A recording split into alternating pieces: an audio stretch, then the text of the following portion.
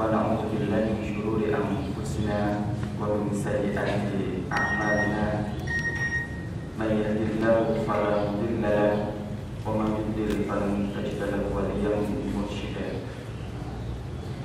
أشهد أن لا إله إلا الله وحده لا شريك له وأشهد أن محمدا عبده ورسوله لا نبي بعده. Alhamdulillah, pada kesempatan kali ini kita akan bersama mempelajari kisah teladan Qisasun Nisa fil Quran, yaitu Zainab binti Jahsh. Zainab binti Jahsh yang kalau kita membaca sejarahnya itu sebagaimana disampaikan moderator tadi, sudah termaktub di dalam Al-Quran dalam surat Al-Ahzab. Dari sekian banyak sejarawan, mereka itu berbicara dari surat Al-Ahzab ayat 36 dan ayat 37. Ayat 36 Allah berfirman, A'udzubillahi minasyaitonir rajim. Wa ma kana lil mu'minin wa la mu'minatin idza qadallahu wa rasuluhu amran ay yakuna lahumul khiyaratu min amrihim wa man ya'sillaha wa rasulahu faqad dhalla dhalalan mubina. Ini ayat yang 36 yang akan menjadi pijakan kita pada kajian pada pagi ini. Nah, alhamdulillah, Zainab binti Jahsh adalah istri Rasulullah yang dermawan satu sisi. Pada sisi yang lain juga beliau seorang patriarkis. Pada sisi yang lain adalah termasuk istri-istri Rasul yang mendukung dakwah Rasul. Itu Zainab binti Jahsh. Dan masih banyak yang bisa kita pelajari dari sisi lain dari tokoh Zainab binti Jahsh ini. Akan tapi kita akan sedikit melihat biografi beliau dan juga kedermawanan, sehingga kita bisa mempelajari apa sih yang bisa kita lakukan, apa yang bisa kita ikuti dan kita pelajari dari tokoh Zainab binti Jahsh selaku Ummul Mukminin. Kurang lebih 12 episode pertama kita akan berbicara tentang nasab, kedudukan Zainab di kaumnya, bagaimana kehidupan jahiliyah pada masanya. Yang ini kemudian yang nomor 3 itu kaitan erat dengan pernikahan Zainab binti Jahsh dengan Rasulullah Sallallahu Alaihi Wasallam. Kita juga akan melihat masuk Islamnya Zainab, karena Zainab ini lahir itu sebelum Muhammad diangkat menjadi Nabi dan Rasul. Lantas dia nanti masuk Islam. Sejarah pernikahan Zainab dengan Zaid bin Harithah tadi sudah disinggung sama moderator, akan kita lihat nanti bagaimana perniknya ketika harus memilih antara iya dan tidak. Bedanya dengan zaman sekarang. Kalau sekarang itu antara memilih dia atau aku, zaman dulu antara iya atau tidak. Disusul dengan talak atau perceraian antara keduanya. Tapi juga ada kabar gembira untuk Zainab, yang itu dikabarkan bahwa pernikahan Zainab merupakan pernikahan dari langit. Yang ke-8, kehidupan Zainab bersama Rasulullah Sallallahu Alaihi Wasallam, Ummul Mukminin yang dermawan. Ini fokus kita nanti di yang 9, dan kita harus menteladaninya semampu kita. Pernyataan Rasulullah tentang Zainab binti Jahsh seperti itu. Bagaimana nanti Aisyah itu berlomba-lomba mengukur panjang tangan mereka di dinding rumah. Terkait dengan sabda Rasul, orang yang paling cepat menyusul aku adalah yang panjang tangannya. Kalau di Indonesia panjang tangan bermakna negatif, tapi dalam hadis itu artinya adalah yang banyak sedekah. Wafatnya Zainab binti Jahsh dan juga pelajaran yang bisa kita ambil dari Zainab binti Jahsh. Nah, rahmatullah, ini adalah beberapa topik pembahasan kita atau sub pembahasan terkait dengan tema utama Zainab binti Jahsh, seorang istri yang dermawan, patriotik, budi pekertinya baik, dan sebagainya. Kita lihat dari nasab dulu. Ini adalah nasabnya, Zainab binti Jahsh. Nanti kita akan tahu nama aslinya itu siapa. Zainab binti Jahsh, seperti yang kita baca, bapaknya bernama Jahsh bin Ri'ab. Ri'ab adalah kakeknya. Bin Ya'mar adalah buyutnya. Al-Asadiyah, dari Bani Asad. Jadi berbeda dengan Rasul. Kalau Rasul itu dari Bani Quraisy, sedangkan Zainab dari Bani Asad. Bani Asad ini diambil dari nama tokoh penghulunya, yaitu Asad bin Khuzaimah al-Mudhari. Jadi kalau nanti kita ingin memiliki sebuah kelompok Bani dengan nama kita, ya harus pergi ke tempat yang terpencil, dan di sana harus memiliki banyak keturunan. Daerah yang sekarang masih berpeluang itu di daerah Madagaskar. Nah, silahkan ke Madagaskar dari tempat yang representatif, terus tumbuh dan berkembang dengan keturunan kita. Nah, di sana nanti bisa mendirikan Bani Fulana binti Fulan, itu bisa, atau Fulan bin Fulan. Ibunya bernama Umayyah binti Abdul Muthalib bin Hashim, bibi, dan paman-pamannya adalah Hamzah bin dan Al-Abbas. Hamzah satu sisi adalah paman Rasul, satu sisi juga pamannya Zainab. Jadi memang Zainab ini anak dari bibinya Rasul. Keduanya adalah anak Abdul Muthalib. Nah, sedangkan ayahnya itu adalah jelas beliau tadi, yang termasuk tokoh, dia tergolong pemimpin Quraisy yang dermawan dan berakhlak mulia. Kalau sejarahnya dari nenek moyangnya adalah Bani Asad, tetapi dari turun-temurunnya berhimpun kepada Quraisy, termasuk pengawal atau penggawa daripada kabilah Quraisy. Ya, Zainab sendiri juga dilahirkan 20 tahun sebelum kenabian. Jadi sebelum Nabi Muhammad diangkat jadi Nabi dan Rasul, Zainab sudah lahir. Nah, Zainab sendiri termasuk wanita yang taat dalam beragama, wara. Tadi disebutkan menjaga telinga dan lisannya dari hal-hal yang tidak baik untuk dilihat dan didengar, dan hal-hal yang tidak baik untuk diucapkan. Ternyata dia juga menurut dari para sejarawan adalah wanita yang mulia lagi cantik. Makanya ini menjadi kedudukan dia di tengah kaumnya menjadi terpandang karena dari silsilah nasab dia termasuk keturunan orang yang berpengaruh, lagi juga kaya.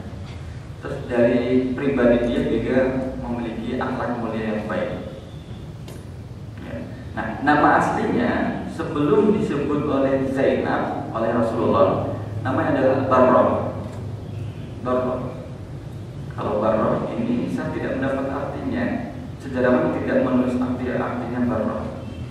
Barroh bisa artinya keluar, bisa artinya terbebas dari baroah. Itlaq Barroh, silahkan Anda keluar. Itlaq Barroh itu bahasa yang sekarang, tapi saya tidak tahu yang waktu dulu. Nah, Nabi Muhammad menyebutnya dengan Zainab. Ini dinyatakan dalam hadis Bukhari Muslim, bab adab 140. Namaku adalah Barroh, akan tetapi Rasulullah kemudian memberi nama Zainab. Tentunya ini masih dengan bab tasmiyah, pemberian nama, kalau kita memberi nama pada seseorang, terlebih pada anak-anak itu, diberilah dengan nama yang baik.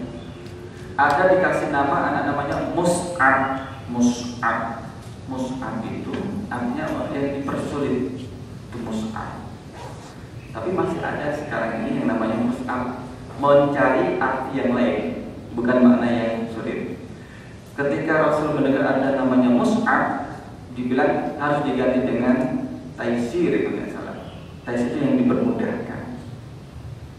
Jangan mempersulit diri sendiri dengan nama. Namanya aja udah nggak baik. Namamu siapa? Nama saya Dolim. Oh, Dolim. Tapi kan bahasa Arab. Iya, bahasa Arab. Artinya apa? Zolim. Nah, untungnya dia tidak tahu artinya zolim. Yang penting bahasa Arab. Nah, harus ditahu. Nama arti siapa? Siti Migrofa. Oh, Migrofatun. Apa artinya Migrofatun? Gayung yang ada di kamar mandi. Itu juga bahasa Arab. Siti Migrofa adalah tuannya Gayung. Nama itu penting. Nah, pada rahmatullah, nasab inilah yang menjadi salah satu titik penting di tengah orang jahiliyah. Kalau ada peristiwa penting menyangkut dengan pimpinan dan tokoh mereka dalam kehidupan jahiliyah, itu biasanya pengikutnya itu mengambil ibrah dan menjadikan panutan. Misalkan ketika ada tokoh kepala suku masuk Islam, pengikutnya nanti pada masuk Islam mengucapkan syahadat, maka Rasul itu menikahi orang-orang dari kabilah-kabilah yang berbeda-beda, dan mereka itu yang ummul mukminin memiliki posisi penting di kaumnya masing-masing. Jadi memiliki posisi penting di kaumnya masing-masing. Sedangkan kedudukan Zainab di dalam kaumnya, di samping dia cantik dan dibesarkan dalam keluarga terhormat, maka orang-orang Quraisy menyebutnya dengan perempuan presiden cantik. Ini membuat orang lain yang derajatnya di bawah derajat keluarga Zainab menjadi minder atau harus mengajak kembali ketika mau melamar Zainab. Jadi akan minder. Maka jangan sampai membuat orang jadi minder. Aduh, saya kan baru S1, dia kan sudah S2. Gimana nanti kalau saya ditanya tentang skripsi, tanya tentang tesis? Orang biasanya minder. Aduh, saya sudah doktoral, saya belum S1 aja belum selesai, belum kelar. Skripsi aja masih bab 1, kadang masih bab 2, dihapus lagi bab 1. Nah, kalau kita lihat daripada struktur keturunan ayahnya, maka ayahnya juga memiliki keturunan Faros. Ini adalah darah bangsawan yang tinggi di kabilah Arab. Orang Arab itu menghormati orang lain itu dengan melihat, salah satunya dengan melihat silsilah keturunannya. Dia dari keluarga terpandang tidak, dari keturunan kabilah terpandang atau tidak. Maka kalau salah satu kabilah yang terpandang adalah kabilah Quraisy. Dari sisi materinya, para pemukanya itu adalah kaya-kaya. Dari sisi kepemudaannya, mereka juga berani dan semangat dalam berperang. Dan juga dari sisi kepandaiannya, banyak orang pandai yang ada di dalam kabilah Quraisy. Jadi siapapun yang terlahir dari kabilah Quraisy, ketika keluar dari kabilahnya, misalkan melakukan perantauan, dia akan tetap terpandang. Kehidupan jahiliyah pada masa Rasul, khususnya terkait dengan sejarah daripada Zainab ini yang menjadi titik pokok adalah yang pertama ini, yaitu tidak bolehnya menikahi istri dari anak mereka untuk dinikahi oleh ayahnya sebagai cerai. Misalkan seorang ayah yang memiliki anak dan sudah berkeluarga kemudian dicerai, itu dalam tradisi jahiliyah itu tidak boleh dinikahi oleh sang ayah. Nah, Rasul di sini menjelaskan memiliki maksud baik dalam menikahi Zainab, yaitu menghapuskan tradisi pengangkatan anak yang berlaku pada zaman jahiliyah. Itu yang termasuk termasuk juga tradisi yang berlaku waktu itu. Anak angkat, nanti Rasul dapat teguran. Jadi Rasul pernah menjadikan Zaid bin Harithah sebagai anak angkat, tapi nanti ada peneguran dari surat Al-Ahzab ayat 5 bahwa tidak sama antara anak angkat dengan anak kandung. Anak yang diangkat sama anak yang dikandung itu jelas beda dari sisi silsilahnya. Sekalipun diangkat tinggi-tinggi, tetap juga anak angkat. Artinya Rasul ingin menjelaskan bahwa anak angkat itu tidak sama dengan anak kandung, seperti hanya Zaid bin Harithah yang sebelum turun Al-Quran telah diangkat sebagai anak beliau. Ini surat Al-Ahzab ayat 5. Kelemahan ini dijadikan oleh orang-orang munafik dan orang kafir Quraisy untuk menghantam Rasulullah. Yaitu bahwa Rasulullah telah mengangkat anak angkat dan mengawini anak istri dari anaknya tersebut. Ini setelah Al-Ahzab. Ud'uhum li'abaihim wa huwa aqsatu indallahi fa in lam ta'lamu aba'ahum fa ikhwanukum fid-din wa mawalikum wa laysa 'alaykum junahun bima akhtatum bih walakin ma ta'ammadat qulubukum wa kana Allahu ghafurur rahim. Dari surat Al-Ahzab, yaitu surat yang ke-33. Allah berfirman, Ud'uhum li'abaihim, panggillah mereka anak-anak itu dengan memakai nama bapak-bapak mereka sendiri, asli nama bapak mereka sendiri. Jadi kalau anak itu dinasabkan kepada orang tua laki-laki atau bapak, bukan kepada ibu. Huwa aqsatu indallah, karena panggilan itu menasabkan seorang anak kepada bapak mereka masing-masing itu lebih adil di sisi Allah. Fa illam ta'lamu, dan jika kamu tidak mengetahui bapak-bapak mereka, illam ta'lamu aba'ahum fa ikhwanukum fid-din, maka panggil mereka sebagai saudara-saudaramu seagama, wa mawalikum, dan maulamu. Walaysa 'alaikum junahun, dan tidak ada dosa atasmu, fima akhtatum bih, apabila kamu khilaf tentang itu. Tetapi yang ada dosanya apabila disengaja. Walakin ma ta'ammadat qulubukum, adalah sesuatu yang disengaja oleh hatimu. Wa kana Allahu ghafurur rahim, maka Allah itu Maha Pengampun lagi Maha Penyayang. Ini jadi di peringatan bagi Rasul untuk tidak mengangkat seorang anak dari orang tua yang lain menjadi anak angkat. Ya. Karena tradisi di jahiliyah masih ada waktu itu, dan Rasul ingin menghantam tembok jahiliyah yang melestarikan pengangkatan orang lain menjadi anak angkat. Nah, Zainab sendiri masuk Islam itu ketika di Makkah. Dari sebelum perang hijrah ke Madinah, Zainab sudah masuk Islam di sana. Artinya dia pernah mengalami dan menerima intimidasi, siksaan daripada orang kafir Quraisy yang ada di Makkah. Sebagaimana sahabat yang lain juga merasakan demikian. Nah, dengan kesabaran dan keridhaan dia terhadap agama yang dia peluk, maka ikut berhijrah ke Ethiopia atau Habasyah, Ethiopia. Nah, waktu itu pernah dikatakan dalam sejarah, Zainab kembali ke Mekah. Kembali ke Mekah itu lantaran ada berita bahwa orang-orang Mekah itu sudah pada masuk Islam. Sehingga beberapa sahabat yang berhijrah ke Ethiopia itu merasa sudah mendapatkan keamanan di Mekah. Mereka kembali. Akan tetapi berita itu hanyalah berita bohong. Jadi para sahabat yang sudah berhijrah ke Habasyah kembali ke Mekah, ternyata mereka tidak mendapatkan kebenaran berita. Ternyata juga banyak juga orang Mekah yang tidak masuk Islam. Akhirnya mereka kembali lagi berhijrah ke Madinah Munawwarah. Dan Zainab ini termasuk salah satu rombongan yang kedua yang berhijrah ke Madinah Munawwarah dalam rombongan kurang lebih 83-84.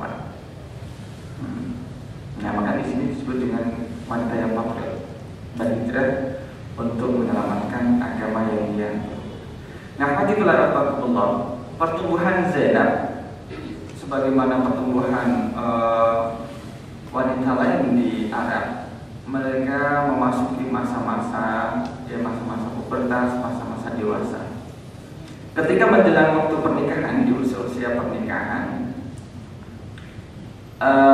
Nabi teringat dengan anak-anaknya, yaitu Zaid. Zaid juga sudah memasuki usia pernikahan.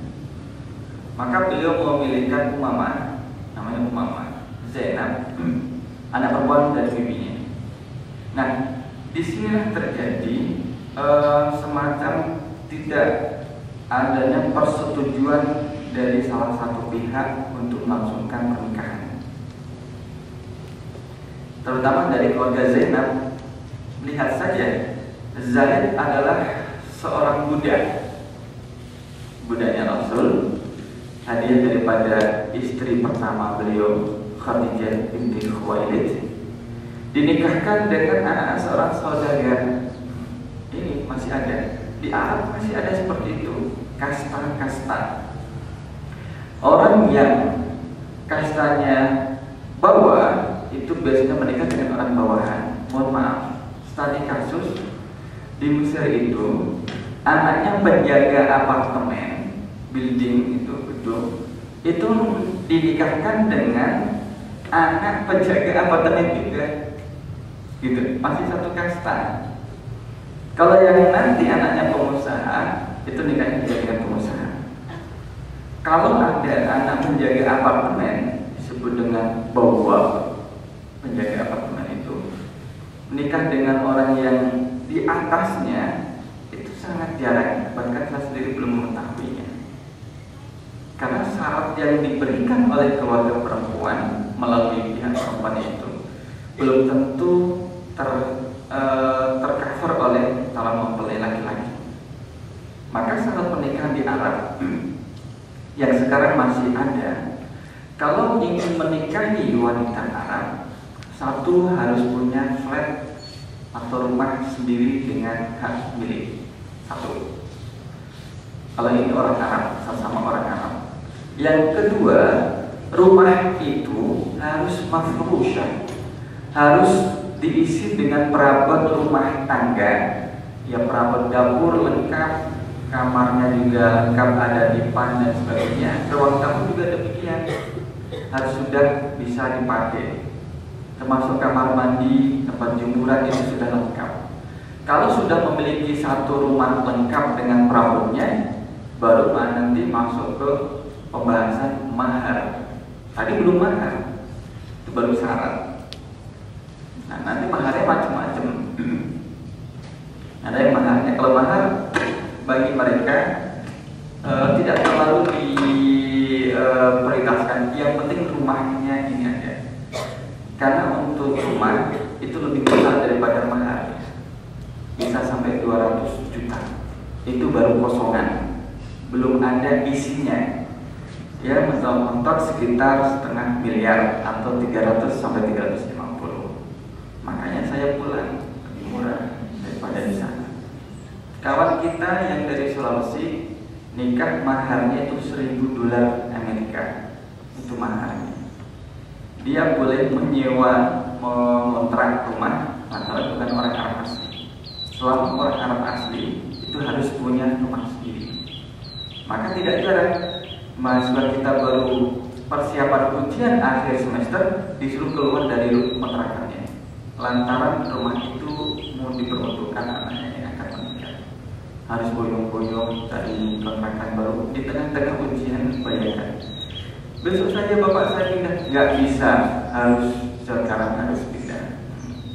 Nah, pernikahannya dengan Zaid ini, Zaid sendiri juga berpikir, ini saya ini modal apa, harus menghadapi Zainab anak pemuka kokoh, kaya lagi, cantik juga, dari nasabnya bagus. Tungkal bermar'atu li arba'in, li jamaliha juga masuk, li nasabiha juga iya, li maliha juga ada, li diniha taribat yadak, yang karena agamanya juga kuat. Jadi empat-empatnya ada pada Zainab. Kalau Zaid melihat dirinya sendiri, untuk nasabnya orang tuanya Kristen, belum Muslim waktu itu. Terus dari ketampanan Zaid, ya pas-pasan. Pokoknya kalau dilihat ya cukup dan mengenyangkan perut, oke. Kalau dari hartanya, namanya juga pembantu, pasti tidak banyak. Tapi kalau dari agamanya baik. Nah, ini membuat Zaid untuk berpikir-pikir. Tetapi ketika ini Rasulullah yang memerintah, yang menikahkan, Zaid jadi mau. Nah, masalahnya dari pihak perempuan masih menimbang-nimbang. Rasul, kalau ada yang lain, kok yang lain selain Zaid, siapa gitu yang muda, keker, kaya, tampan, nasabnya juga bagus. Nah, seperti itu. Maka Zainab berkata, aku tidak rela akan diriku, sedangkan aku adalah gadis Quraisy, terpandang, dan gadis yang terpandang. Artinya, kalau nanti Zainab menikah dengan Zaid, yaitu budak, nanti apa kata dunia? Tokoh Quraisy menikah dengan budak. Ini dalam tradisi jahiliyah masih ada. Sekarang juga masih ada. Harus melihat, karena putrinya adalah mahasiswi kedokteran, minimal suami adalah dokter spesialis. Mati gitu, dan suami dalam laki-laki pusing. Seperti itu, harus punya kerjaan. Pokoknya syaratnya macam-macam dari orang tua perempuan. Kalau perempuannya sih sudah oke saja, karena sudah terlanjur senang. Tapi orang tua perempuan itu memberi syarat yang agak menyulitkan. Pokoknya minimal kamu harus nikah dengan dokter spesialis. Kalau dengan dokter umum, ya nanti saya lihat dulu umumnya gimana, propertinya, pendapatannya saya berapa. Nah, seperti itu. Nah, ini kita mulai tidak membiasakan menjadikan masalah itu menjadi penghalang dan batu sandungan dalam pernikahan. Tidak menjadi jaminan menikah dengan orang yang kaya akan menjadikan tidak. Karena harta itu bisa dicari, tetapi kalau moral, etika, akhlak, terutama agama, itu sesuatu yang harus kita prioritaskan. Nah, Zainab berkata, wahai Rasulullah, saya masih belum yakin dirinya untuk diriku. So, aku nggak percaya. Mimpi apa saat malam dapat Zaid? Sedangkan diriku adalah seorang janda Quraisy. Nah, di sini dikatakan janda Quraisy. Saya mengatakan referensi yang Arabnya masih simpang siur di sana. Nah, tapi Rasul menguatkan dan memantapkan hati Zaid dan Zainab. Sungguh aku telah meridhoinya untuk dirimu. Kemudian Zaid bergelisah menikahi Zainab. Jadi pernah juga dapat teguran daripada Al-Quran ayat dari surat Al-Ahzab ayat 36.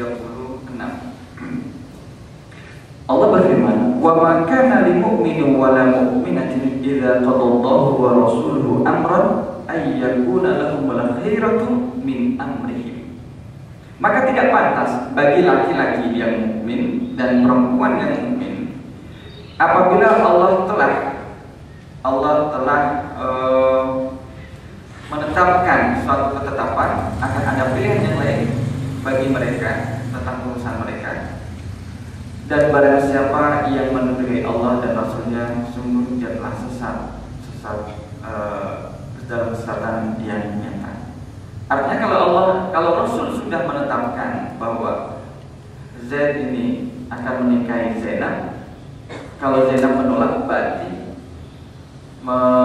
menolak perintah Rasul, bermaksiat kepada perintah Rasul, dan itu termasuk perbuatan yang sesat. Akhirnya ya ikhlas, ya hanya ikhlas, bukan karena ikhlas menikah dengan Zaid. Dapat dilarang yang namanya pernikahan itu tidak hanya menikahkan dua individu saja, tapi juga menikahkan dua keluarga, dua masyarakat, dua kelompok, bisa jadi berbeda.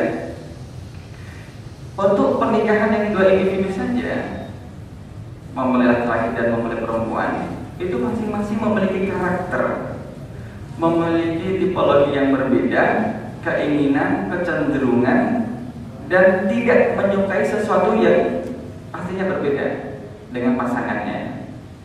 Nah, beratnya adalah ketika mempelai laki-laki dan perempuan ini memiliki karakter yang berbeda-beda, mereka disatukan dalam satu bingkai pernikahan, artinya kan harus melebur. Keinginan suami harus dilebur dengan keinginan sang istri.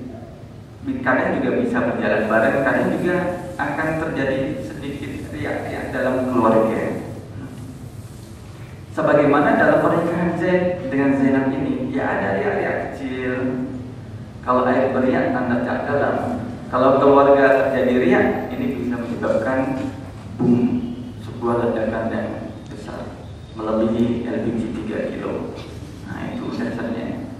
Sama kalau kita lihat, ternyata dalam keluarga sahabat juga demikian. Ini hal yang tabii. Jangan dijustifikasi. Kenapa kamu berantem dengan istrimu? Ini kan sunnah sahabat. Sahabat dulu juga berantem sama istrinya. Ketika ada istri yang memarahi suaminya, kenapa dimarahi? Kasihan dia sudah kurus, sudah punya daging, dimarah-marahin lagi. Dulu kan sampai istri Rasul dan anaknya Umar itu juga pernah memarahi Rasul. Ini kan juga sunnah, bukan di situ, sunnahnya bukan di situ. Nah, terjadi masalah hubungan tidak harmonis antara Zaid dengan Zainab. Jadi dua Zaid dan Zainab, Zaid dan Zainab. Ini sangat tabii, tapi kita tidak membahas masalah apa yang terjadi di dalamnya. Permasalahan ini sudah diredam. Rasul juga menasehati Zaid karena Zaid adalah bisa dibilang dari kelompok Rasul, utusan Rasul untuk menikahi Zainab. Jadi kasih wejangan. Kenapa? Ada apa? Tetap harus diam-diam. Yang itu apa? Yang bahasa itu yam-yam. Yam itu apa ya? Jadi uri-uri. Nah, apalagi uri-uri. Uri-uri saya juga nggak tahu. Dipelihara dengan pelihara lagi. Dipergauli, ma'asyarah bil ma'ruf. Ma'asyarah bil ma'ruf. Juga tetap kalau ada masalah ya disampaikan. Yang namanya keluarga sakinah mawaddah warahmah bukan berarti tidak ada masalah.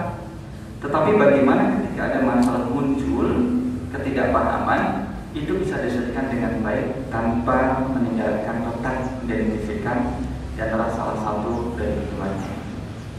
Rasul dengan Aisyah hadithul ifki sempat membuat mereka itu tidak saling sapa sekitar 2 bulan. Tapi Rasul bisa menyikapinya, Aisyah juga bisa menyikapinya, jika tidak benar-benar dari keretakan yang sangat hebat, tapi bisa diselesaikan. Nanti yang berkeluarga, terutama pengantin baru, jangan hanya berpikir dalam jangka 1 minggu atau 1 bulan. Lebih daripada itu nanti pasti ada gesek-gesekan.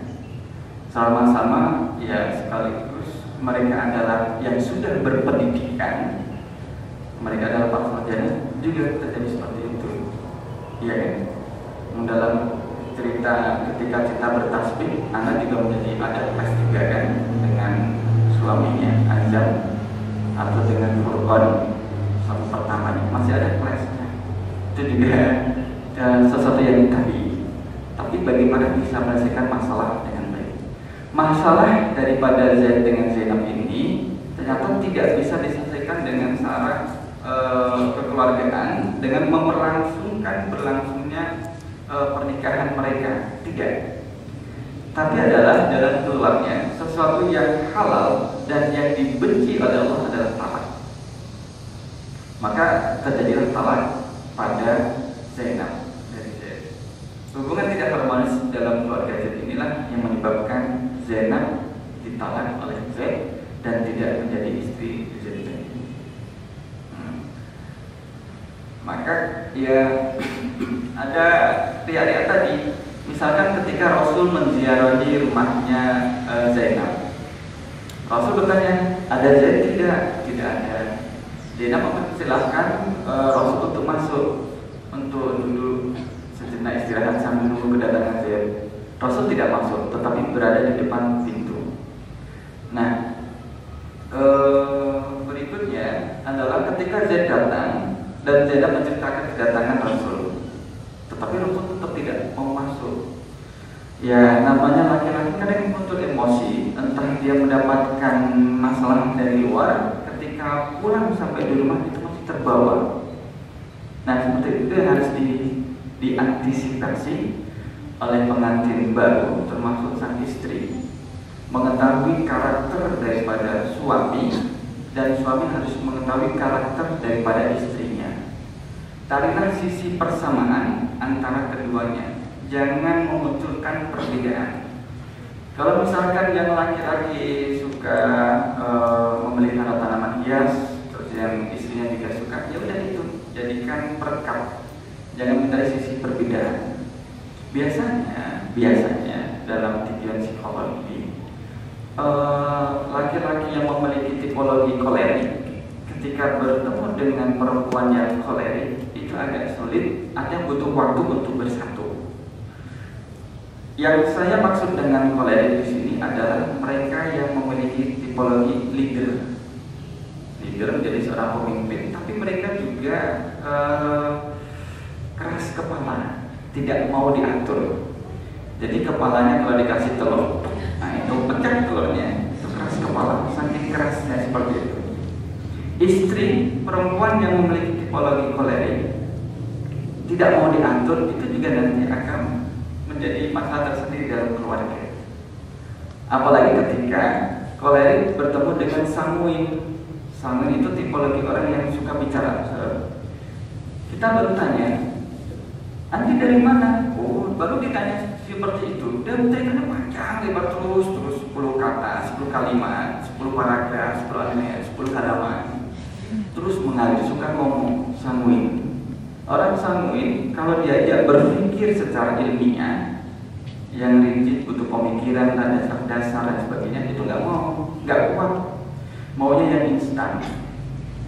Tolong belikan tahu misalkan, dia akan tanya, tahu apa ini, tahu yang kuning atau yang putih? Udah yang putih. Yang putih yang tebal apa yang tipis? Udah yang tebal. Yang kotak atau yang bulat? Yang kotak. Yang bungkusan plastik atau yang tidak? Dia akan banyak bertanya karena khawatir kalau tidak sesuai dengan keinginan yang meminta. Itu orang sanguin. Tidak bisa berpikir sendiri. Kalau kita kasih misalkan mas kuliah, kadang mamang-mamang juga butuh orang yang menguatkan. Berbeda dengan orang yang flekmatik. Flekmatik itu lebih mengedepankan sikap hatinya. Sikap hati maksudnya belas kasihannya itu tinggi. Termasuk kalau saya membaca biografi daripada Zainab ini, Zainab termasuk tipologi orang yang flekmatik. Jadi rasa ta'atufnya, kasih sayangnya itu tinggi, menyantuni fakir miskin, anak yatim itu ada. Kalau orang kolerik biasanya dia perhitungan, kalau saya menyantuni dia, saya dapat apa?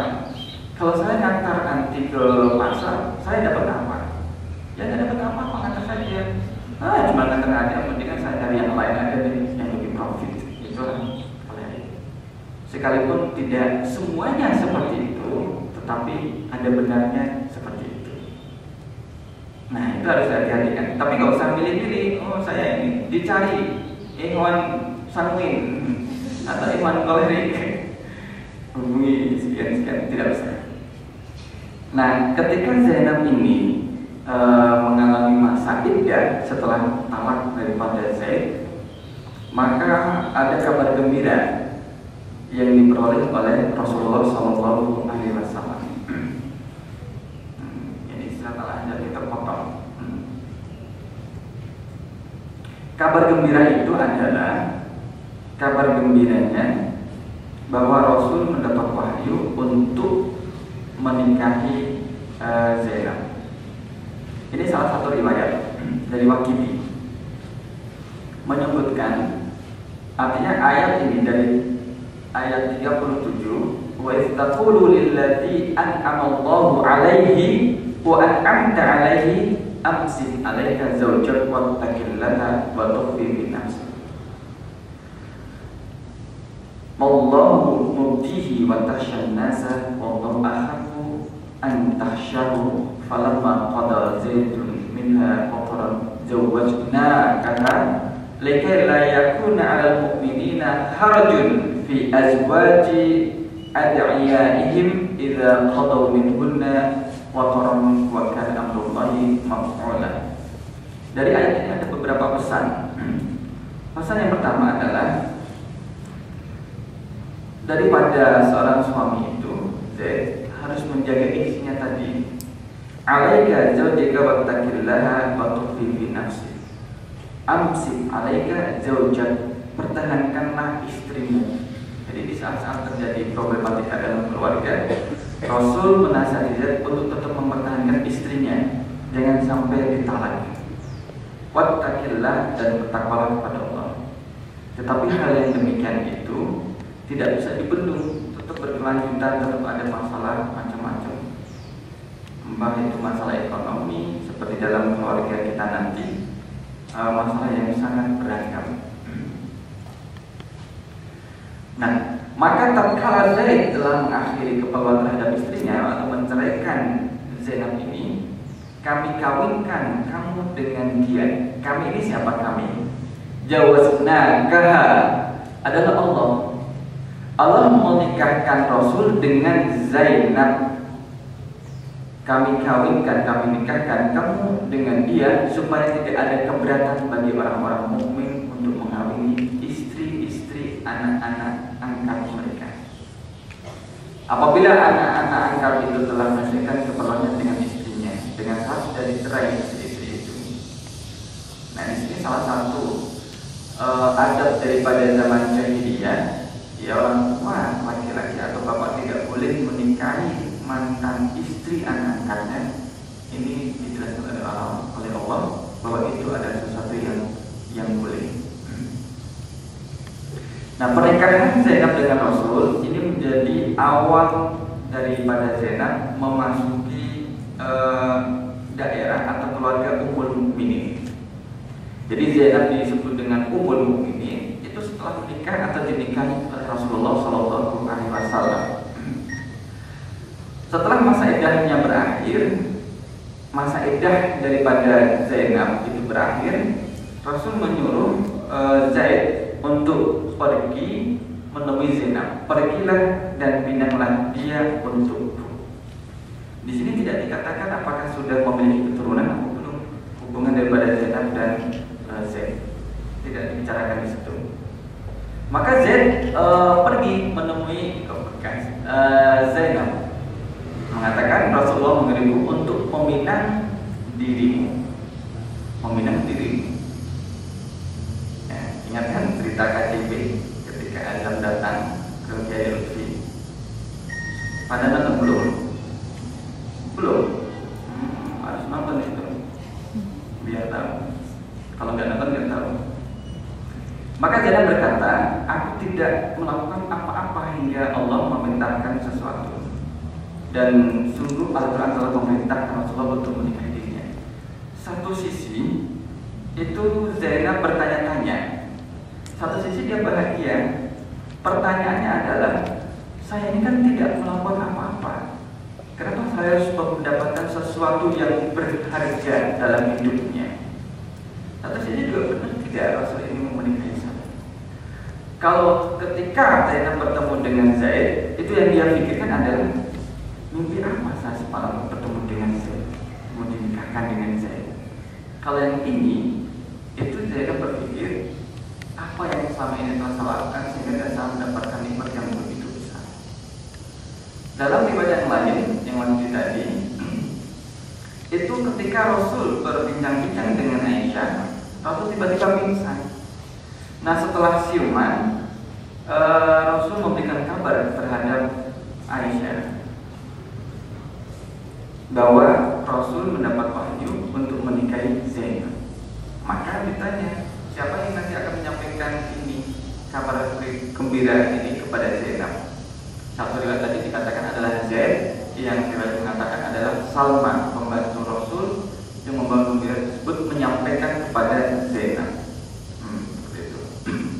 Maka disampaikan berita itu dan terjadilah proses pernikahan. Sedangkan yang menjadi sedekahnya di sini adalah 400 dirham. 400 dirham, 1 dirham berapa? Nyampe 80.000 sekarang ini. Kalau dibuka di situ keluarga dirham, keluarga dinar. Kalau dinar itu sampai 2 jutaan. Maka nanti kalau yang nikah di bulan April, ya mahalnya cukup 4 dinar. 4 dinar itu sudah 8 juta. Tolong ya, untuk tidak memberatkan calon suami, perangkat alat sholat boleh, tafsir Al Quran boleh. Semakin ringan, semakin senang calon suami itu. Tidak pusing harus memikir utang mana. Nah, inilah menjadi proses pernikahan itu menjadi pintu pertama masuknya Zainab dalam lingkaran umum ini berdasarkan daripada wahyu Allah.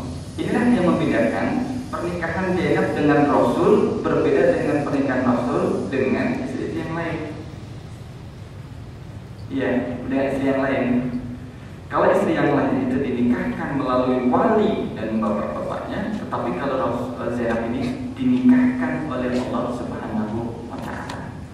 Maka perilaku ada sedikit perbedaan bagaimana Rasul itu berinteraksi dengan Zainab dan ketika Rasul berinteraksi dengan istri yang lain. Misalkan satu contoh di sini, ketika Rasul masuk kepada rumah Zainab itu tidak perlu meminta izin. Ya kan rumah sendiri, memang rumah sendiri gitu. Tapi kalau masuk ke rumahnya istri yang lain, dia selalu meminta izin. Ada di rumah enggak? Enggak ada. Jadi kalau masuk rumah Zainab, ada jadi ya biasa. Nah, perlakuan seperti inilah kadang membuat iri dan kecemburuan daripada istri yang lain. Karena istri Rasul juga ada yang cemburunya tinggi, besar. Dan itu biasa untuk tabiat seorang wanita. Itu istri kalau tidak punya rasa cemburu, dipertanyakan itu. Nah, pernikahan yang dilakukan oleh Rasul adalah pernikahan dari langit. Ya, ini pernikahan yang dari langit. Karena dikatakan di sini, kalian dinikahkan oleh keluarga kalian. Kalau tidak mengatakan demikian, kalau istri-istri Rasul yang lain seperti Aisyah dan yang lain itu dinikahkan oleh keluarga kalian, akan tetapi akan dinikahkan oleh Allah dari atas arsy melalui wahyu tadi, surat Al-Ahzab ayat 37. Nah, dalam riwayat lain Allah menikahkanku dari langit yang ketujuh, yaitu Sidratul Muntaha. Di sana mendapatkan wahyu untuk nikah dengan Rasul, atau Rasul mendapatkan wahyu untuk menikahi Zainab. Maka dia namanya juga perempuan, kadang mau menunjukkan sisi-sisi kelebihannya. Jadi aku lebih mulia dari kalian dalam hal wali dan yang paling mulia dalam hal wakil. Karena dinikahkan oleh orang tua kalian, dan aku dinikahkan oleh Allah dari langit yang ketujuh. Ini bedanya pernikahan Zainab dengan istri Rasul yang lainnya. Ini berdasarkan dengan wahyu. Inilah yang membuat Zainab juga senang karena namanya atau maksud daripada ayat 37 dari Al-Ahzab itu dibaca oleh semua orang mukminin dan mengarahkan satu titik yang dimaksud itu adalah Zainab. Dan kami telah menikahkan engkau dengan dirinya. Nah, dirinya ini adalah Zainab yang dimaksud itu. Maka selama Zainab menjadi istri Rasul, inilah yang dilakukan oleh Zainab. Di antaranya adalah meriwayatkan sekitar 11 hadis. Saya tidak memberi sampel ternyata. Tidak menyantumkan sampel hadis yang diriwayatkan oleh Zainab. Itu ada 11 hadis. Tentunya ini lebih sedikit jumlahnya ketika dibandingkan dengan hadis yang diriwayatkan oleh Aisyah. Oleh Aisyah lebih banyak. Karena Aisyah juga lebih lama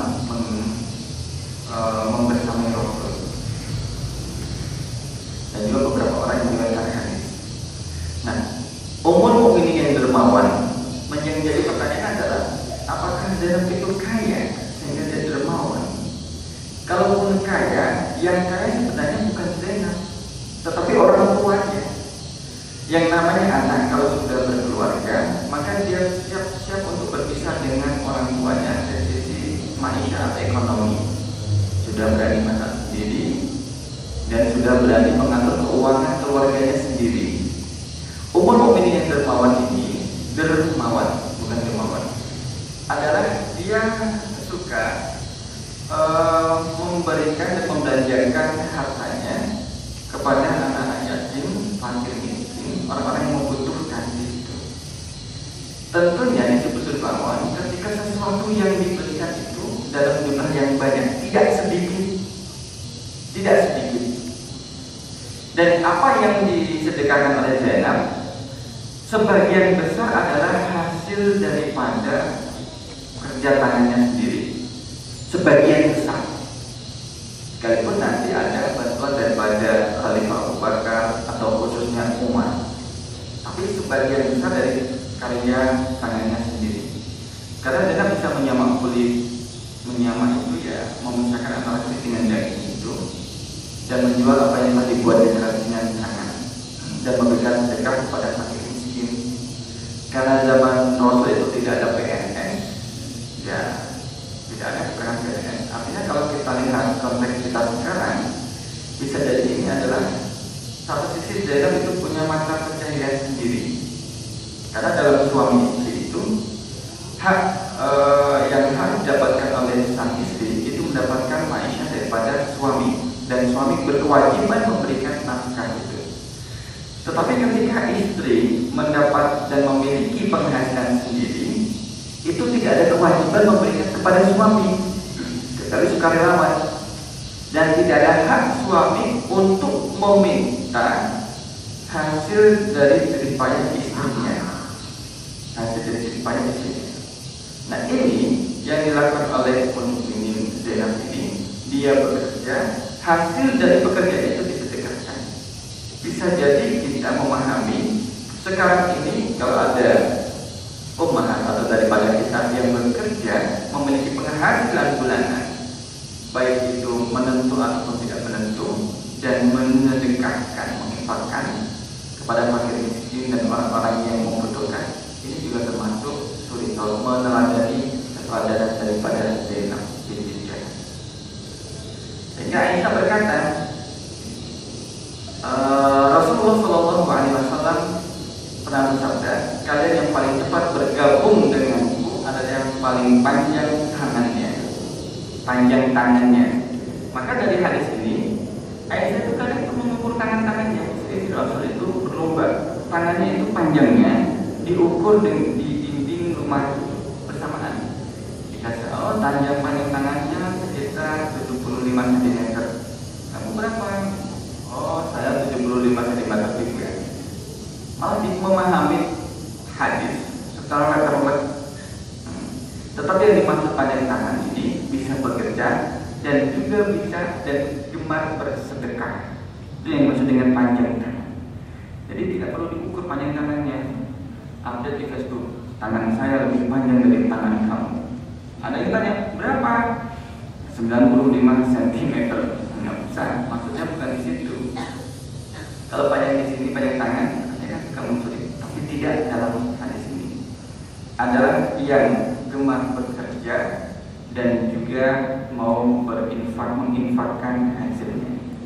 Di sini nanti bisa kita pahami bahwa wanita pada zaman Rasul itu tidak selamanya terkungkung di rumah, tidak, di dapur, di kamar, tidak.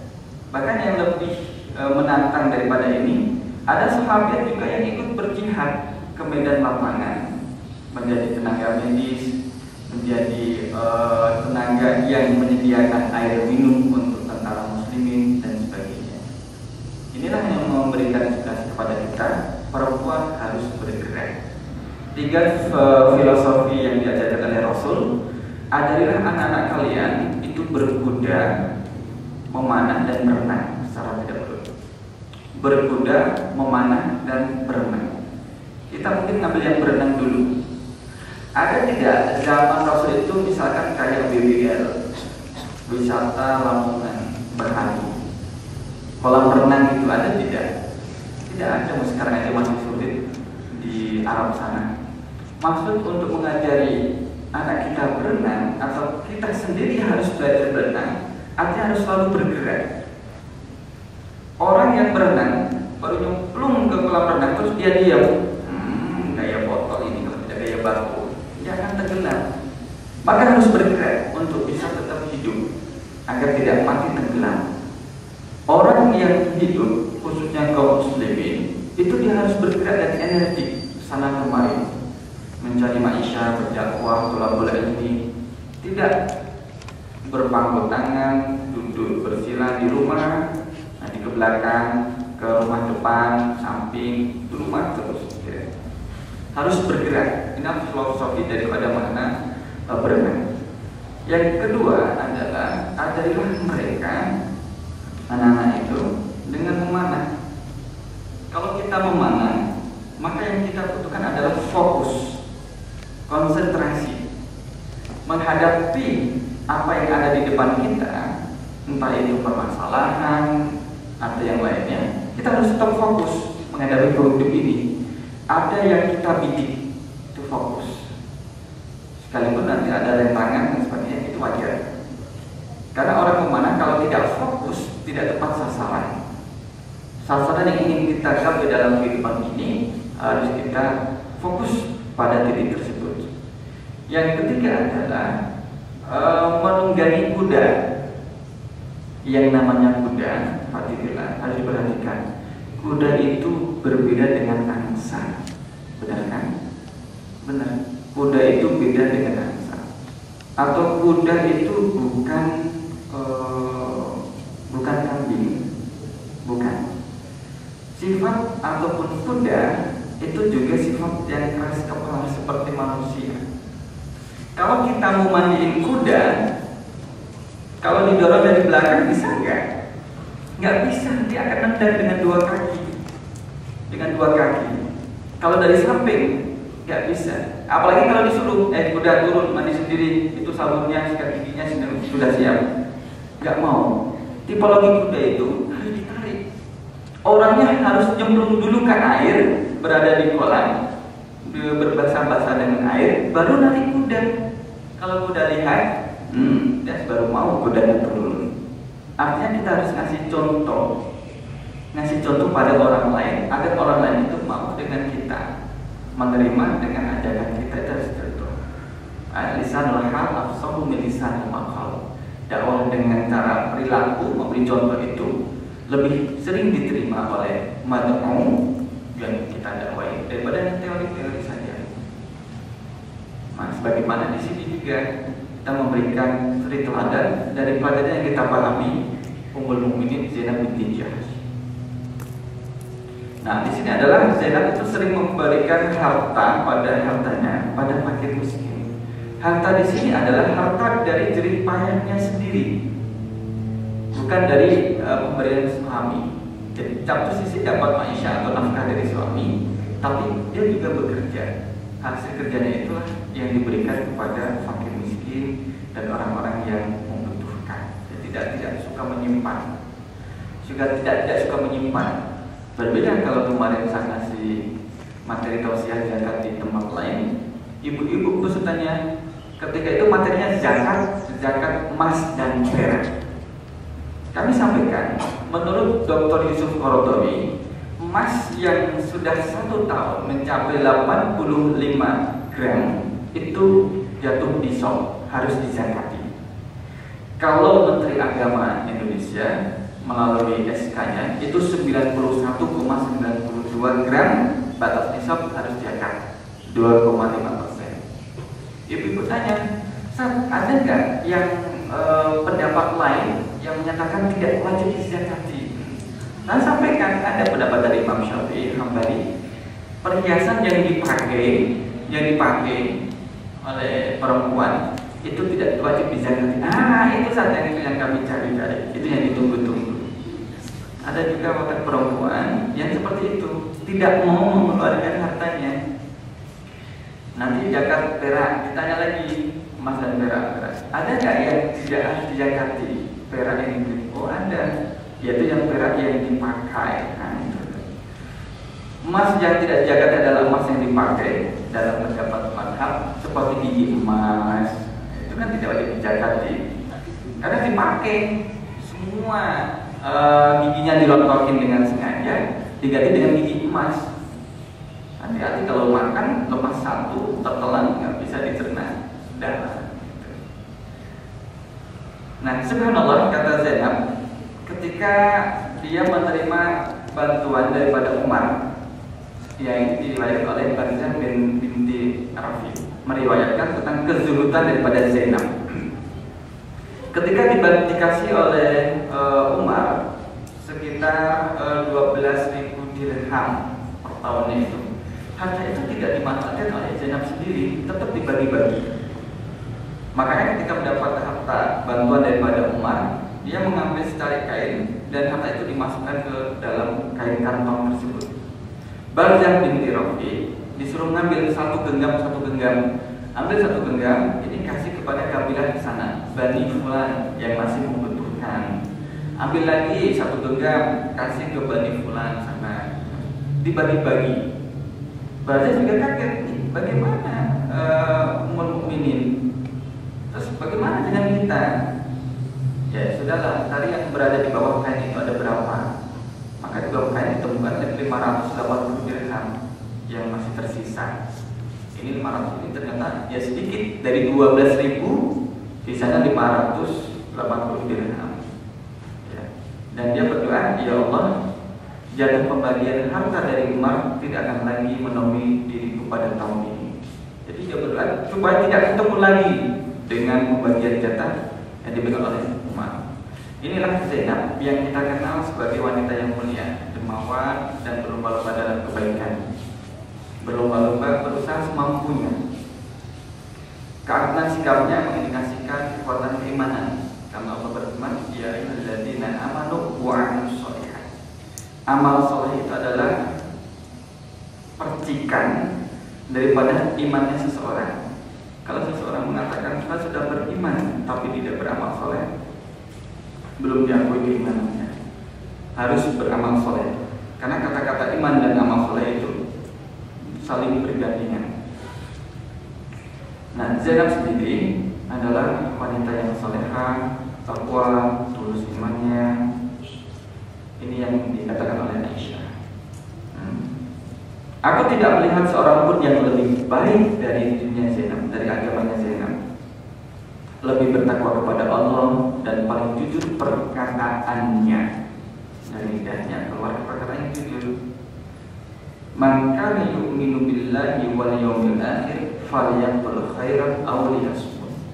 Barang siapa yang beriman kepada Allah dan hari akhir, maka dia itu berkata yang baik, falyaqul khairan aw liyasmut. Kalau tidak bisa berkata baik, dia diam saja, daripada mengotori lidah dan mulut kita dengan perkataan yang tidak baik.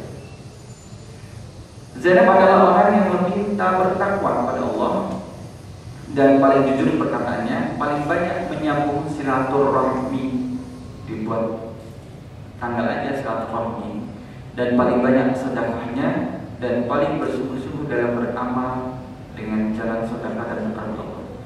Ini pengakuan daripada Aisyah, bukan pengakuan daripada Zainab sendiri. Aisyah saja mengakui hal demikian. Nah, inilah yang menjadi pelajaran bagi kita, bagaimana kita bisa meneladani dari kebaikan yang dilakukan oleh Zainab ini. Ya, dengan apa yang dia miliki, dia tetap mau bersedekah. Alladzina yunfiquna fis sarra'i wad-dharra adalah orang-orang yang menginfakkan hartanya baik dalam keadaan lapang maupun sempit. Kalau orang punya harta banyak, dia bersedekah wajar. Tapi kalau punya harta sedikit tetap sedekah, itu tidak mungkin terjadi kalau orang tersebut tidak terbiasa bersedekah. Dalam tafsir At-Tahrir wa Tanwir. Sebagaimana Zainab, ada uang disedekahkan, tidak ada tetap sedekah apa yang dia bisa dia sedekahkan, sehingga tidak menyisakan harta, meninggalkan warisan. Ini juga masih pernyataan tentang Zainab. Beliau bekerja dengan kedua tangannya. Sebaik-baik nafkah yang kita makan adalah hasil dari jerih payah kita sendiri, tentunya yang halal. Menyamak kulit, menyedekahkannya di jalan Allah, bagi-bagi kepada fakir miskin. Nah, sekarang ini bagi-bagi, dilihat kanan kirinya, ditanya, kamu butuh bantuan gak? Saya ada uang 1.000 nganggur nih, kalau mau kasih aja 1.000. Tatkala Aisyah mendengar Zainab wafat, beliau berkata, telah pergi wanita yang mulia dan rajin beribadah. Ini juga pengakuan daripada Aisyah. Wanita yang mulia, rajin beribadah, menyantuni para yatim dan para janda. Jadi menyantuni anak yatim itu tidak hanya ketika ada kebutuhan. Sekarang ini, nanti perhatikan di Jogja, rumah-rumah yatim piatu mulai ramai didatangi sekolah-sekolah dari Jogja maupun luar Jogja. Mereka mendatangi anak yatim piatu, memberi santunan, terus nanti minta sama anak yatim piatu, doain kami dong, kami kan mau ujian nasional, gak akan kami lulus ya, gitu. Tapi setelah ujian nasional selesai, akan ditinggalkan. Sesuatu yang tidak baik adalah mendatangi anak yatim ketika ada butuhnya saja, ngasih sesuatu, tapi tidak mengeksploitasi bahasa halusnya. Kalau sudah selesai hajatnya, sudah ditinggalkan, bahkan dirumahkan. Nah, Rasul di sini pernah bersabda, tadi yang panjang tangan, orang yang paling cepat menyusul di antara kalian adalah yang paling panjang tangannya. Jadi paling cepat menyusul dalam riwayat lain disampaikan adalah yang wafat setelah wafatnya Rasul. Itu adalah Zainab. Nah, ini ketika usia 53 tahun. Ada yang mengatakan usianya itu 40 tahun, tapi saya melihat ini lebih kuat pendapat ini. Pada masa pemerintahan Umar bin Khattab dalam usia 53 tahun. Nah, jasadnya ini dibawa dalam keranda mayat. Pada saat itulah dirinya menjadi orang yang pertama kali dibawa dalam keranda mayat dan dimakamkan di Baqi. Baqi itu sebelah, kalau kita sholat menghadap ke arah kiblat, maka Baqi itu sebelah kiri kita, di sebelah kiri. Kalau ada jamaah haji Indonesia meninggal di Madinah dan mau dimakamkan di Baqi, itu bayar 1.000 real. Kalau satu realnya 2.500, ya sekitar 2,5 juta untuk prosesi pemandian, persolatan, dan mengumpulkan di sana. Karena di Baqi itu ada jenazah daripada para sahabat dan sahabiat yang dimakamkan di Madinah. Itu Baqi. Ada yang mau, ada yang mendaftar Baqi, banyak. Termasuk kiai besar dari Surabaya keluar dari Masjid Nabawi, jatuh di lapangan Masjid Nabawi, sesak nafas, wafat di halaman Masjid Nabawi. Itu juga dimakamkan di Baqi. Orang Indonesia yang dimakamkan di sana. Kalau orang Indonesia yang jamaah yang biasa, biasanya dimakamkan di tempat lain, bukan di Baqi. Karena Baqi termasuk yang spesial. Nah, ketika Zainab menjelang ajalnya, mengatakan bahwa aku telah menyimpan kain kafanku, sudah menyiapkan kain kafan sendiri, tetapi Umar akan mengirim untuk kain kafan. Maka sedekahlah dengan salah satunya, jika kalian dapat bersedekah dengan semua aku. Artinya Zainab sudah berpikir kalau dia wafat, Umar akan mengirim kain kafan, sedangkan Zainab sudah menyediakan kain kafan, berwasiat kepada yang lain untuk bisa menggunakan salah satu kain kafan dan menyedekahkan salah satu yang lain. Tetap bersedekah. Seperti itu sedekah. Sama bagaimana Rasul ketika mau wafat berwasiat tentang ummati, perhatian langsung terhadap umatnya. Mengeluarkan, yaitu Zainab banyak mengeluarkan sedekah di jalan Allah. Ini bukunya bisa antum baca. Kayak Abu Yusuf, Zawjatul Rasul, yang sesi di Zainab. Nah, ketika mendengar Zainab wafat, Aisyah menangis dan berdoa. Zainab adalah orang yang mempunyai derajat tinggi di atas diriku, mengakui. Ya, di antara para istri Nabi yang lain di mata Rasulullah, aku tidak melihat seorang perempuan pun yang lebih baik darinya dalam perilaku agamanya yang lebih suci, lebih takwa kepada Allah. Wanita yang paling jujur dalam kata, rajin, yang bersatu rahmi dan sebagainya. Di sini tidak menyebutkan bahwa Zainab adalah istri Rasul yang paling kaya, tidak. Kekayaan kalau tidak ditasarrufkan, tidak disedekahkan, itu tidak berharga, tidak mengangkat derajat seseorang, kecuali untuk dihina. Itu kaya tapi nggak sedekah, sama aja. Yang alhamdulillah dari pelajaran Zainab ini, yang kedermawanannya yang perlu kita ikuti, bahwa untuk menjadi seorang dermawan itu tidak harus kaya. Nggak sedekah, nanti aja nunggu kalau saya kaya, belum gajian nih, tapi di kantongnya masih ada duit. Nah, tidak harus demikian. Yang dilakukan Zainab adalah apa yang dia miliki dan semampu dia melakukan untuk sedekah, itu dilakukan. Maka sedekahnya tidak harus dalam bentuk uang, tidak harus dalam bentuk uang, bisa pakaian, bisa ide, bisa tenaga, bahkan bisa makanan. Allah berfirman dalam surat Al-Imran ayat 133, "Wasari'u ila maghfiratin min rabbikum wa jannatin 'arduha samawati wal ardu uiddat lil muttaqin." Dan bersegeralah kamu mencari ampunan Allah dan surganya yang seluas langit dan bumi, yang disiapkan bagi orang-orang yang bertakwa. Siapa mereka? Alladzina yunfiquna fis sarra'i wad dharra. Adalah orang yang gemar, bukan sekali dua kali, gemar berinfak dan sedekah dalam keadaan lapar maupun sempit. Wal kadhiminal ghaidha, adalah orang yang mampu menahan amarahnya. Wal 'afina 'anil nas, dan juga memaafkan orang lain. Wallahu yuhibbul muhsinin, dan Allah menyukai orang-orang yang berbuat baik. Walladzina idza fa'alu fahishatan aw zalamu anfusahum dzakarullaha fastaghfiru lidzunubihim. Orang yang bertakwa adalah ketika dia terlanjur berbuat yang tidak baik. Terlanjur itu berarti tidak direncanakan. Dia sudah terlanjur, maka memohon ampun kepada Allah. Nah, kata-kata sedekah inilah yang dilakukan oleh Zainab menjadi seorang pribadi yang dermawan dengan apa yang dimiliki. Tidak harus nunggu kaya. Apa yang kita punya sedekahkan. Tapi juga harus memperhitungkan, tidak semuanya ada yang dipakai bekal untuk hidup. Artinya bekal hidup inilah yang nanti membuat amal solehnya itu tetap berjalan. Dia punya bekal sehingga bisa berusaha dan mendatangkan rezeki yang lain. Rezeki itu yang nanti disedekahkan. Pelajaran yang pertama adalah ketaatan dan kepatuhan daripada Zainab pada perintah Allah Subhanahu wa taala dan Rasulnya. Sebagaimana perintahnya ketika mendapat perintah untuk menikah dengan Zaid.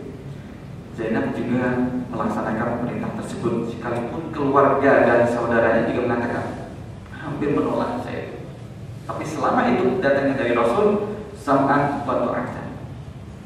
Dan juga ketika Zaid mendatangi Zainab mengatakan bahwa Rasulullah akan menikahi engkau, itu juga sam'an wa ta'atan, tunduk dan patuh. Kami mendengar dan kami taat.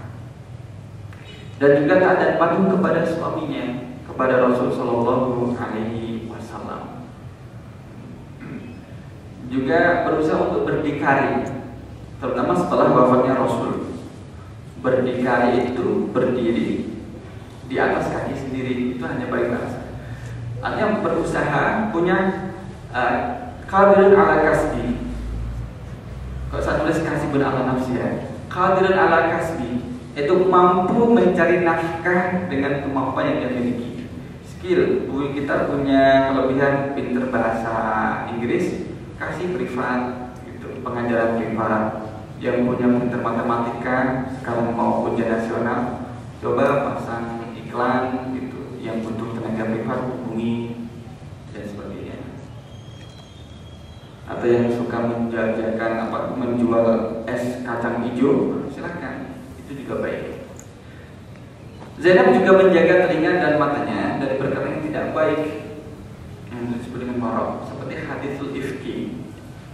Hadisul ifki yang sempat membuat shock Aisyah selama 2 bulan, dan Rasul juga tidak mempergaul sebagaimana hari-hari biasanya.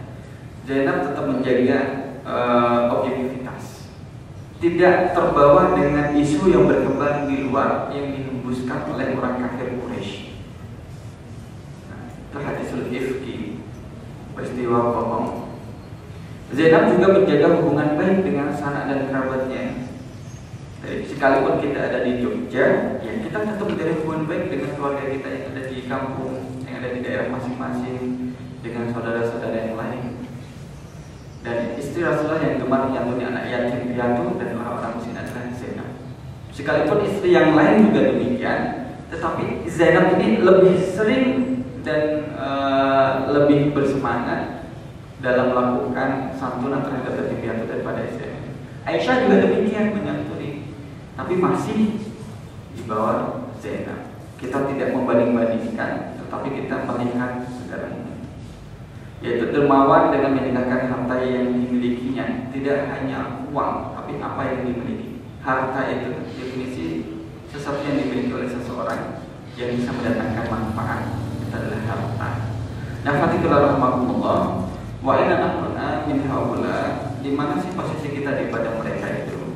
Apakah kita akan memposisikan diri sebagai orang yang gemar dan senang menerima zakat atau menerima sedekah, atau kita senang dan berupaya memposisikan diri sebagai orang yang memberi zakat sedekah kepada orang yang membutuhkan? Al-yadul ulya khairum minal yadus sufla. Tangan di atas itu lebih baik daripada yang di bawah. Tidak, saya tidak mau, tidak. Yang satu bilang tidak, yang satu gini. Ya berdoa ya, tidak usah. Bilangnya yang satu tidak usah, yang kanan bilang tidak usah, tapi yang kiri minta. Tidak usah kasih ke tangan kanan, tapi kasih ke tangan kiri. Itu juga sesuatu yang tidak harus kita contoh. Tapi berusaha untuk bisa memberi kepada orang lain, sekalipun sesuatu itu menurut kita kadang tidak bermanfaat, tapi belum tentu orang lain memandang demikian. Nah, ini rahmatullah, inilah pelajaran yang bisa kita ambil daripada Zainab binti Jahsy, kedermawanannya, kepatuhannya, suri teladannya yang tercermin dalam kepribadiannya, yang menjadikan inspirasi bagi kaum ummahat, bahkan untuk kaum muslimin semuanya. Aku qouli hadza astaghfirullah li wa lakum. Assalamualaikum warahmatullahi wabarakatuh. Warahmatullahi wabarakatuh. Selamat pagi. Ustaz, saya mau nanya tentang apa ya, spirit atau dermawan itu mungkin agak apa? Kadang kita mungkin ya, saya biasanya ini anak kos gitu Pak ya, pengen banget di dermawan, tapi kadang-kadang mungkin aduh gimana mau dermawan. Sekarang kalau kita saya sembahkan ini, saya nggak ada apa-apa, kebetulan apa tunjangan ada tertentu apa misalnya per bulan segini, tapi insya Allah untuk untuk menyumbang tetap, tapi untuk ingin memberikan lebih itu susah kayaknya Ustaz. Minta saran bagaimana biar seperti Zainab gitu yang benar-benar hidupnya total untuk bersedekah. Terima kasih. Assalamualaikum. Saya jawab dulu. Spiritnya itu, apalagi tadi disebutkan sudah punya tabungan atau bisa nabung.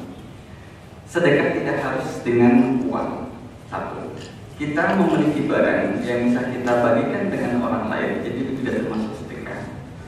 Ada beberapa orang yang dalam hidupnya atau tengah malam atau memasuki malam dia merasakan gelisah lantaran hari itu tidak bersedekah. Itu ada yang demikian. Kalau misalkan kita melihat kemampuan kita, namanya juga mahasiswa dan mahasiswi, ya kadang makan juga kadang kagak, hari Selasa makan, hari Rabu nanti puasa. Kami lihat ada acara nggak? Ada acara diskusi, datang gitu. Tapi tidak demikian.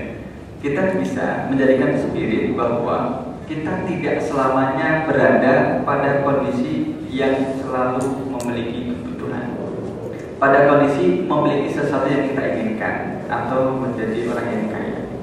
Suatu saat kita juga akan pada kondisi orang yang membutuhkan. Kita berpikir bagaimana ketika saya dalam kondisi mereka yang membutuhkan. Kalau saya misalkan tidak bersedekah, di saat saya sedang dicoba Allah, ekonominya lagi tidak baik, maka siapa yang nanti akan menolong saya? Melihat orang yang di bawah kita itu menjadi inspirasi kita untuk bersedekah. Lihatlah orang-orang tua yang misalnya maaf kakinya sudah sudah hilang satu tapi tetap bekerja, itu dari spirit kita. Anak-anak kecil yang satu sisi mereka sendiri tidak mau bekerja, bantu orang tuanya, lebih suka sekolah, tapi kadang dia terpaksa untuk bekerja. Lebih-lebih bagi kita adalah kalau kita mengingat saudara kita yang membutuhkan, itu menjadi spirit kita untuk melakukan sedekah. Sedekah itu tidak ada kewajiban harus pada batas minimal tertentu, tidak. Allah tidak menyebutkan jumlah minimal dan jumlah maksimal. Lebih melihat pada proses apa yang kita lakukan dalam bersedekah itu. Nah, oleh karena itu, maka ya kalau ada uang yang ada di kantong dan kita mau bersedekah, sedekahkan, tidak harus lari-lari ke Gunung Kidul mencari fakir miskin. Saya kira di sini juga banyak, di masjid-masjid juga masih membutuhkan. Ataupun misalkan kalau kita buat agenda, seminggu ini paling tidak kita harus bersedekah sekian. Bisa pada 2 atau 3 orang, lebih pada pembatasan orang yang menerima, atau kita membuat batasan jumlah nominal yang kita keluarkan.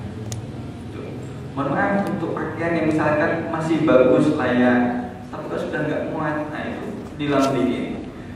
Setrika kasih aja yang membutuhkan, yang masih suka. Bukan berarti kita mengajarkan menjadikan sesuatu, mendedekatkan sesuatu yang sudah bekas, tidak.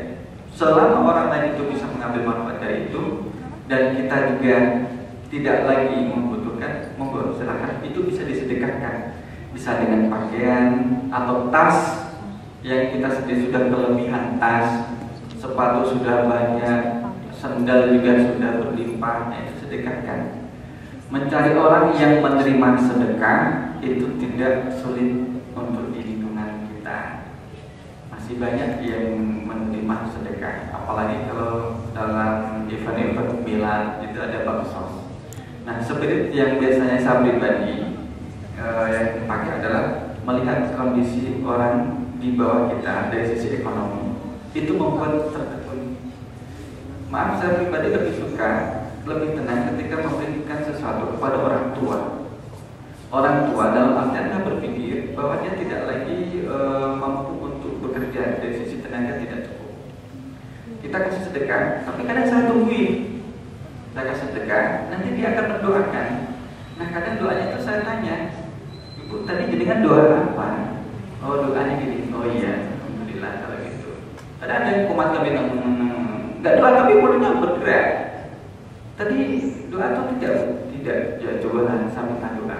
Minta doa terhadap orang yang menerima sedekah kita itu boleh. Meminta doa karena dia masih hidup. Kita tidak tahu doa siapa yang akan dikabulkan oleh Allah. Makanya kalau orang lagi dalam cobaan Allah, entah itu tidak tenang pikiran dan hatinya, itu bersedekah terhadap orang-orang yang berhak menerima sedekahnya, orang tua, fakir miskin. Terus dia sambil meminta doa, tolong doakan kami sekarang ada masalah seperti ini dan sebagainya. Itu nanti didoakan.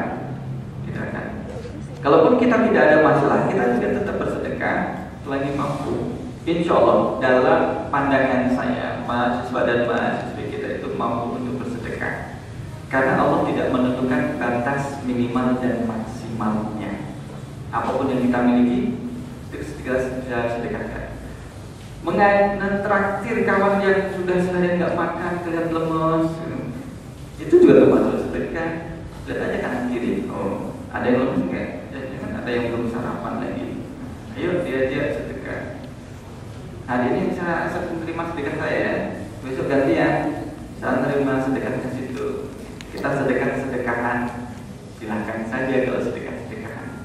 Yang penting ketika kita memberi, niatnya itu harus terkontrol, harus termonitoring, keikhlasan, tidak terpaku pada nominal, tidak. Tapi keikhlasannya itu sudah ngasih dikit, bentak-bentak lagi. Nih ambil, miskin jadikan